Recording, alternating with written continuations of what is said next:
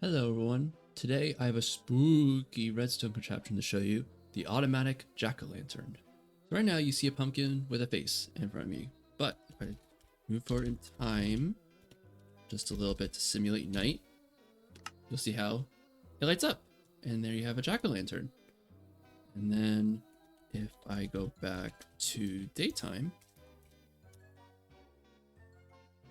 you'll see here that the water inside puts it out. So it's only active at night, and then it's off during the day. Now, before I continue on, I do want to give a shout out to one of my fellow Zcrafters, 6Hill, who helped me figure out the daylight sensor system for this build. Now, it's relatively straightforward how the system works. You'll see over here we have these dispensers, either with flint and steel or a water bucket. So that's what's controlling putting on the fires and putting them out. But then where the system gets really interesting, you'll see here's a daylight sensor inverted. That's what is going to trigger the cycle, whether it's turning on the fire or putting it out. And you'll see how we have a pulse extender. This pulse extender is built in especially for servers. So if you have a one player sleep option, it doesn't mess up the redstone when it changes quickly from night to day. And what's important to know about this lectern here is that it's subtracting from these two essentially are subtracting from one another in such a way where the system only fires when the signal from the daylight sensor reaches a certain signal strength, and that is what is allowing the system to change between day and night and control the redstone up front. And now onto the tutorial. So for this build, you'll need the items shown here. The bottom row here, and I have a striptication where you can use as whatever for your blocks to build your pumpkin. That's at least the size I have. And it also includes some glass, some slabs, and a stair for the face. And you'll see here I have some building blocks here. These are dispensers, so 9 dispensers total.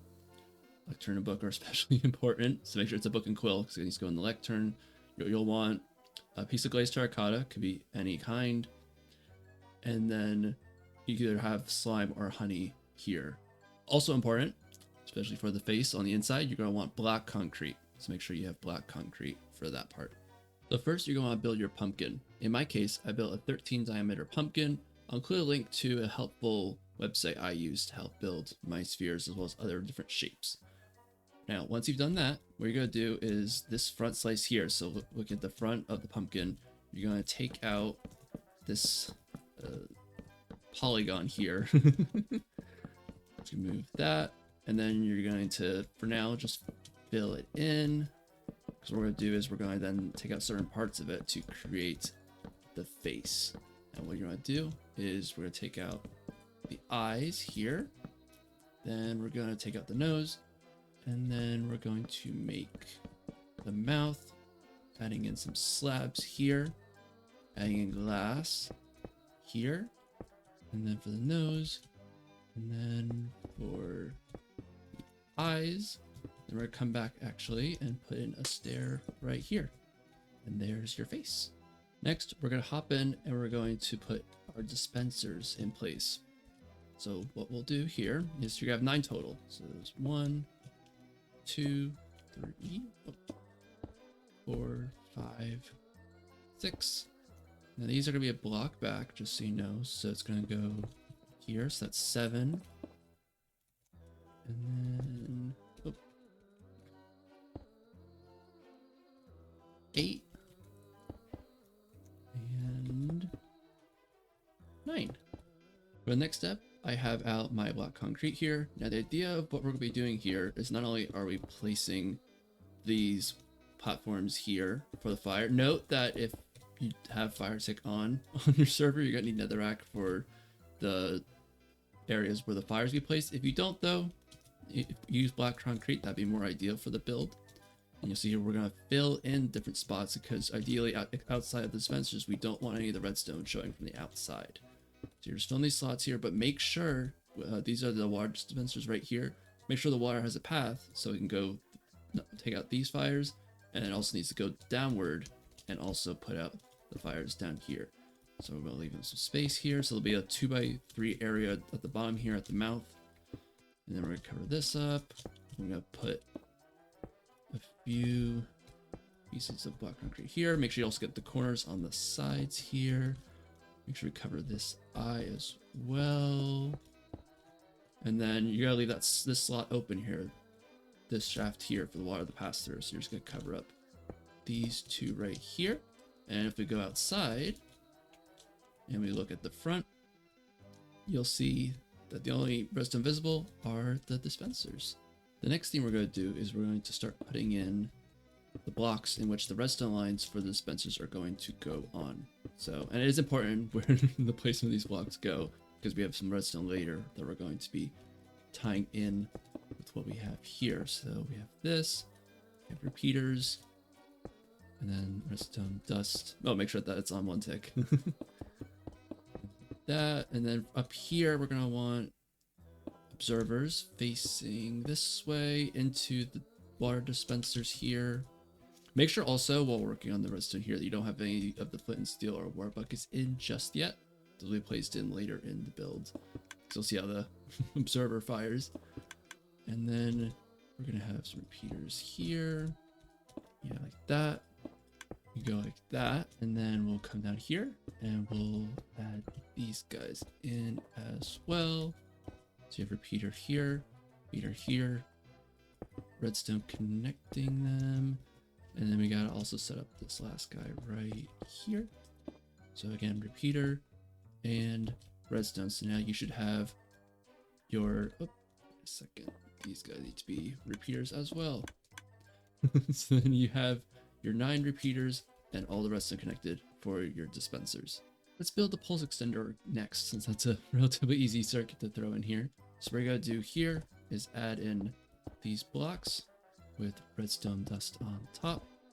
We're gonna bring this down one more as well. And then what we're gonna do is make a 2x4 area, yes. Area over here. That's where our pulse extender is gonna go. And then be careful, we're gonna put in comparators like this. Let's go form a loop. You have the redstone dust here and here and here.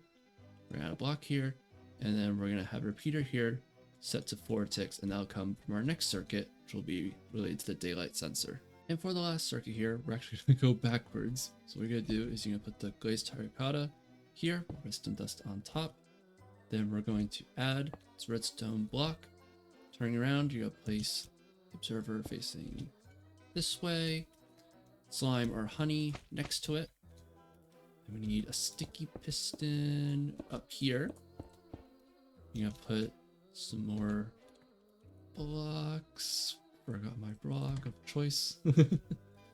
Right here with redstone dust on top. Then you're going to add in these 2 blocks, and we're gonna have 2 comparators.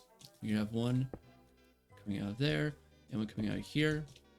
With another block, we're gonna add a lectern here, and then we're gonna add another block, inverted daylight detector, and you're going to make sure that there's open skylight to the daylight sensor right here.